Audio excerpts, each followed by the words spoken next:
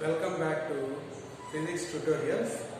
In today's tutorials, we make a video on a simple activity, how to find specific heat of a solid. So if a solid is given, how can we find its specific heat? By simple experiment, that means an activity, will let us see in this today's tutorials.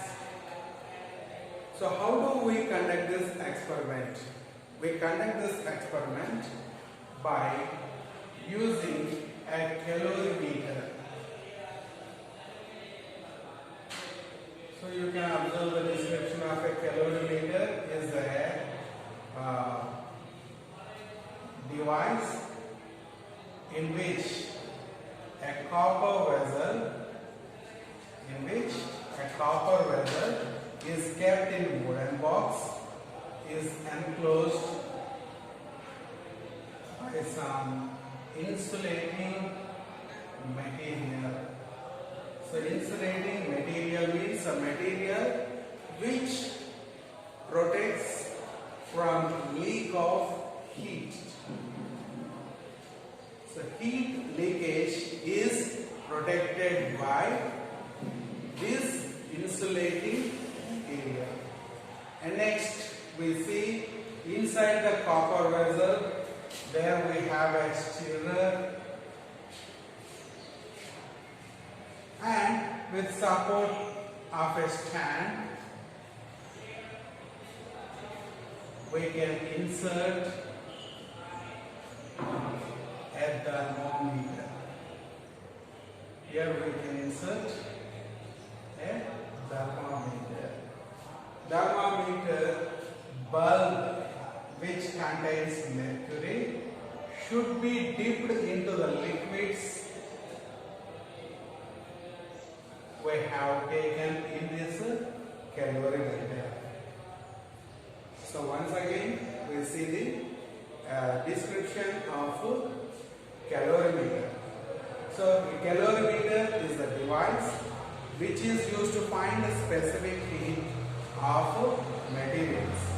Here the calorimeter is having a wooden box. Within a wooden box we fix a copper vessel, and the gap between copper vessel and wooden box we have covered it with insulating material to protect from leakage of heat. And now inside this copper vessel we have a stirrer. With the support of a stand we suspend a thermometer, and now inside we can introduce liquids. Now here a lead shot is given and we are asked to find its specific heat. So it's given a lead shot and we are asked to find a specific heat of lead shot. How can we find it? Let us see now. So first of all we observe experimental process. What are we are going to do? Then we have a mathematical explanation. So in experimental process, first of all we take this calorimeter, into it we pour some water, and then we take a piece of lead shot. This lead shot should be heated. Remember, lead shot should not be heated directly. This must be heated keeping it in hot water containing containers. Means we take a container, pour some hot water in it. In this hot boiling water we can place lead shot. So we can place lead shot in the hot water. Now the hot lead shot after some time gets heated. The hot lead shot with the help of a forceps, immediately we transfer into this copper vessel which contains some water. So water in the container is cool now. When hot lead shot is introduced, now a hot body is kept into cold body. According to laws of calorimetry, what is going to happen now? Heat transfer.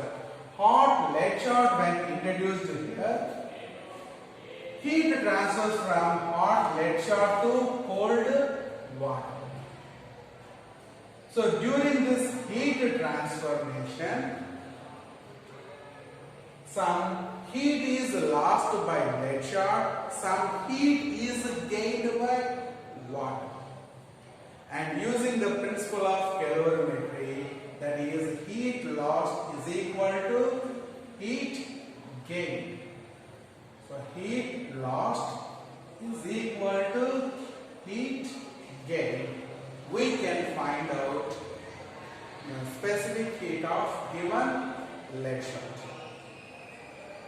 Okay, now we see theoretical explanation with a mathematical proof.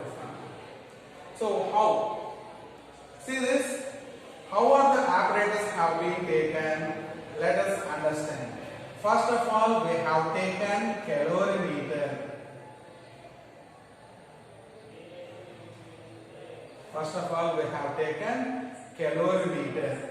Let us consider the mass of calorimeter M1. So first apparatus we have taken is calorimeter. So we consider its mass is M1. And next what are we are going to do? We introduce some quantity of water.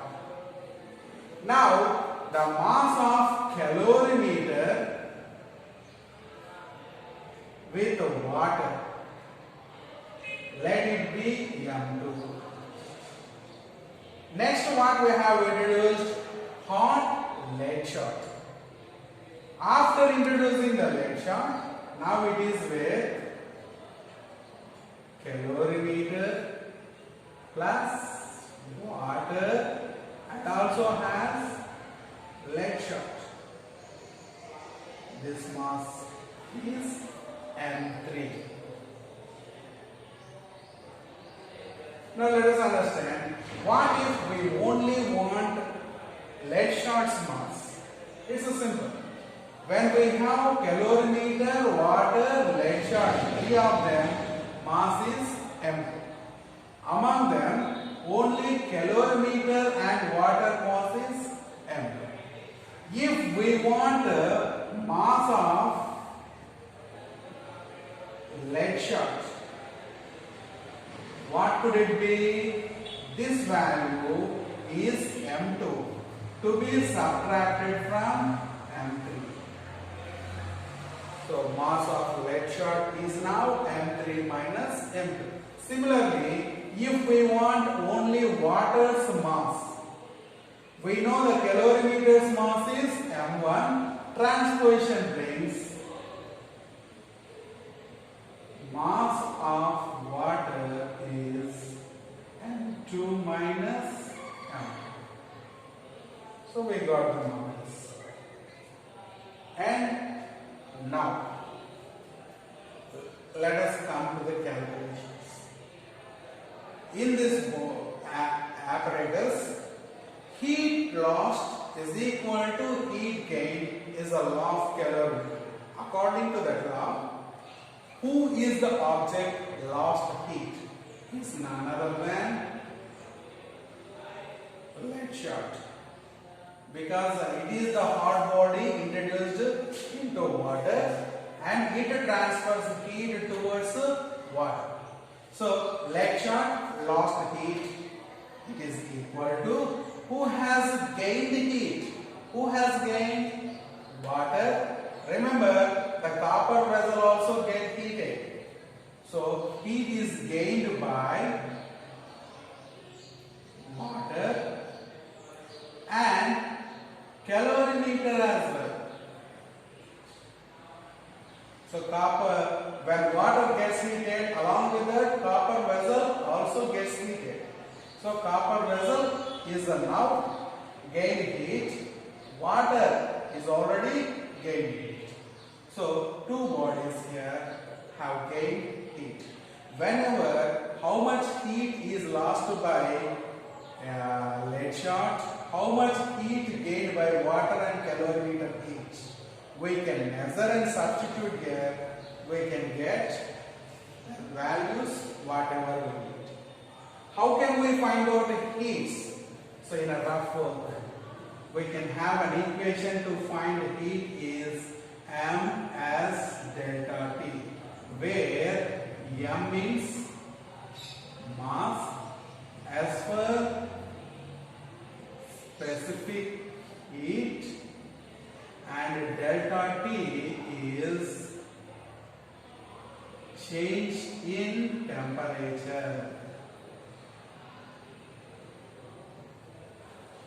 Delta T is a change in temperature. So, if we want to find any of these three heats, we need three components: their masses, their specific heats, their temperature changes. No problem with their masses because lead shot's mass M3 minus M. Next, water's mass M2 minus M1. Next, calorimeter's mass M1. We know the masses. And specific heats next. So calorimeter specific heat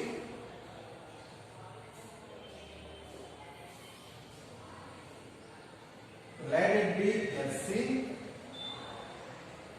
and it is having a copper vessel, so it is a standard value. And next what we need, water's specific heat.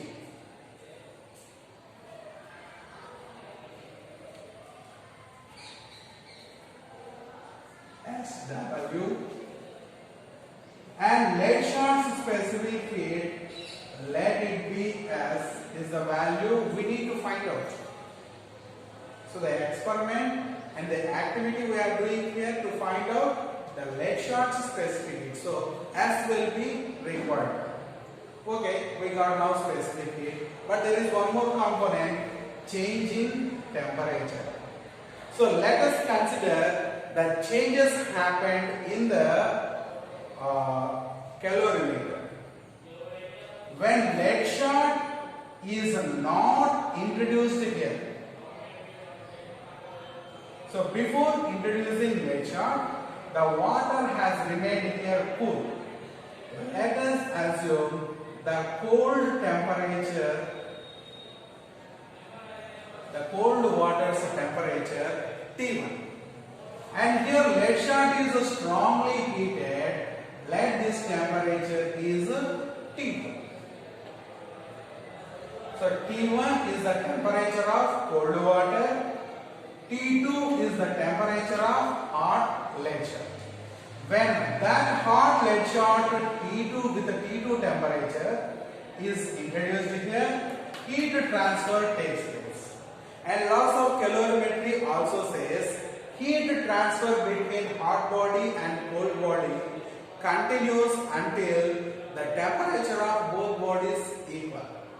So when this transfer is over, heat transfer is over, what do we expect? The temperature of lead shot, the temperature of water, both becomes same. At that situation, let us assume the temperature is T3. That situation is also called thermal equilibrium. So now, after transfer, lead shot, water, both are at thermal equilibrium. The temperature is T3. So let us observe what the changes have happened. First of all, in lead shot was hot with T2 temperature. After transfer of heat became cold because it is lost. So after transfer, hot lead shot became cold by gaining a temperature T3. What was the change happened?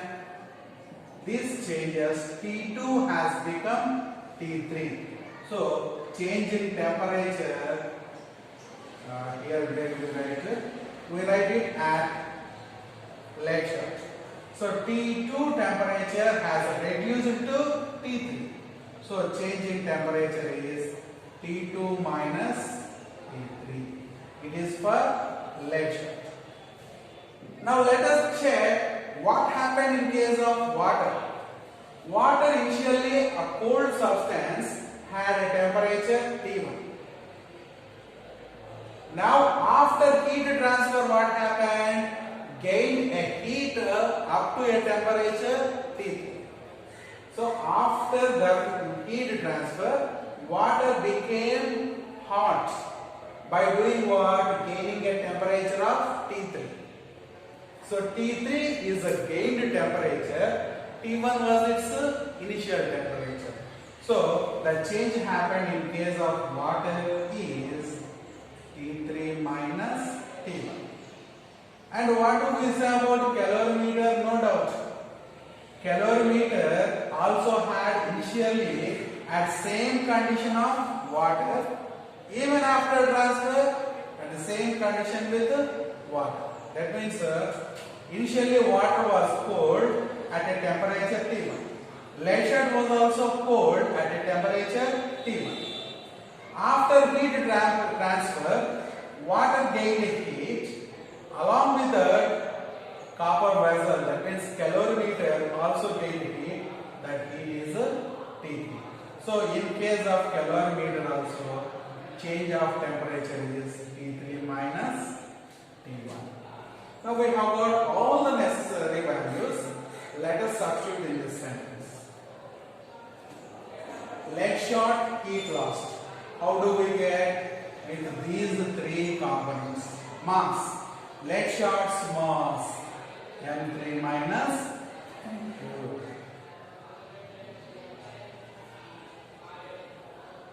Next, specific heat. Second component we need specific heat. Lead shot's specific heat is F, is the value we need. Next component we need change in temperature. For lead shot, change in temperature is T2 minus T3 is equal to. Now we go towards heat gained substances, water and calorimeter. For water, we need mass. Water's mass M2 minus M1. Specific heat, we have assumed SW. Change in temperature T3 minus T. Plus we also have calorimeter. For calorimeter, mass is M1. Calorimeter's specific heat as C. Change in temperature T3 minus T. So we have substituted. And in next step, we M3 minus M2 into S into T2 minus T3. Look at RHS. In both of cases, water and calorimeter, temperature change is same. Let's common that. T3 minus T1. Let's common it. What is left? M2 minus M1 into SW plus, here it is left M1 S. Now what's the solution actually we are trying for? We are trying for lead shot specific heat S. So these two transpositions, that means these two products, we make transparent. Then S is equal to T3 minus T1, M2 minus M1 into SW plus M1 SC. The multiplying factors, transposition by M3 minus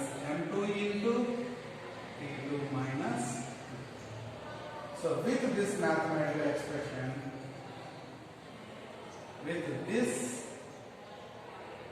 we are able to find out Earthshot's specific heat. Okay, students, this is how we find out Earthshot's specific heat. That means a solid material, when it is introduced into a calorimeter, its specific heat can be determined.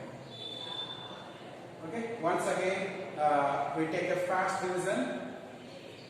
So what we did, calorimeter was taken, water was introduced, and then hot Earthshot was also introduced, and heat transfer happened between hot Earthshot and cold water. There we have measured each of the component who has lost the heat, gained the heat. Who lost it? Earthshot. Who gained it? Water and calorimeter.